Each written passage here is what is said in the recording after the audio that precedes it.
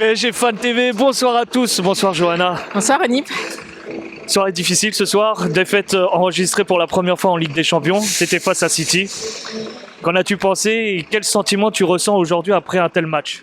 Ce que je ressens, c'est que Lille, ils ont géré hier et que, si je dis pas de bêtises, on est la première équipe française à perdre en Europe. C'est vrai. Voilà, si je dis pas de bêtises.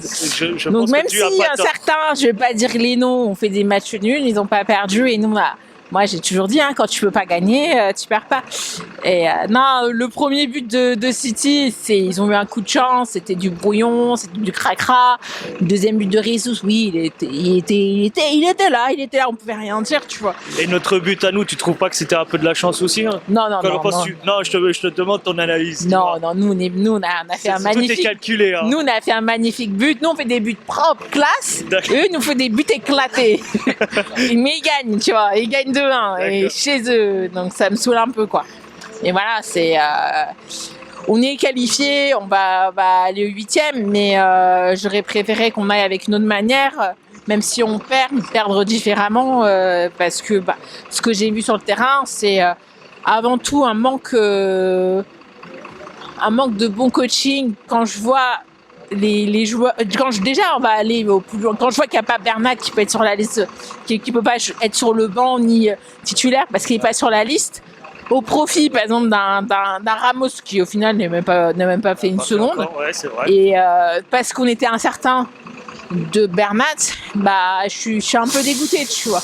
J'aurais pu apporter. Et puis quand on regarde Gana qui sort, pourquoi tu sors Gana en fait? Je me pose la question. Pourquoi quand tu fais des rentrées, tu touches pas au trio de devant? Voilà. Étonnant d'ailleurs pour un Di Maria qui remplace un milieu. Quand t'as du mal, quand ton milieu souffre, t'enlèves un milieu et tu renforces l'attaque. Tu vois, c'est des questions, je sais pas, que je me pose. Peut-être des questions bêtes, mais voilà, Ça peut être une question parce que malheureusement, si on regarde un peu les stats, voilà, c'est le 5e match, mais on encaisse 7 buts. C'est plutôt rare pour un Paris Saint-Germain qui est depuis l'ère Qatari d'encaisser autant de buts pour autant de matchs. Il y a un vrai problème dans nos défenses. Oui, mais après, on a eu des belles sorties de Navas, on a eu des très bonnes interventions de Kipembe, Marquis qui est un petit peu beaucoup fautif sur le deuxième but parce que on laisse Jesus faire ce qu'il veut. On a eu beaucoup de chance parce qu'il y a eu énormément d'occasions. Il y a eu des poteaux, il y a eu des tirs sur la lucarne, etc. de la part de City. On a eu de la chance quand même dans ce match. Heureusement qu'il n'y avait pas Kevin, parce que là, on serait encore plus bouffé au niveau du milieu.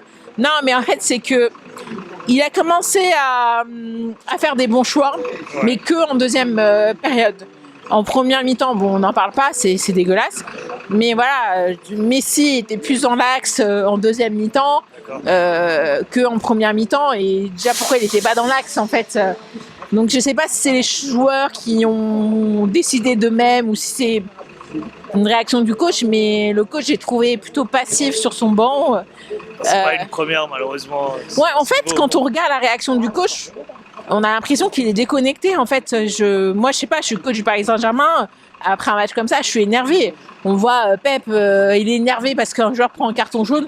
Nous, on perd 2-1. Il a un discours d'un mec déconnecté qui est là en train de dire oui, l'attaque. Tu te sens un peu moins concerné peut-être. Avec tout ce qu'on entend, oui, je pense que c'est le groupe qui a dû être affecté. Mais quand il salue les prouesses de ses attaquants en défense, en fait, non, on voit pas du tout le même match, en fait. Focalise-toi sur la défense en elle-même. Pourquoi on se prend autant de buts, en fait? C'est ça le problème. Là, tu avais quand même normalement une équipe de titulaires en termes de charnière centrale. Tu avais les joueurs qu'il fallait à leur poste. On ne devrait pas avoir pris de buts comme ça avec un grand Keylor Navas. C'est clair. Je te remercie encore.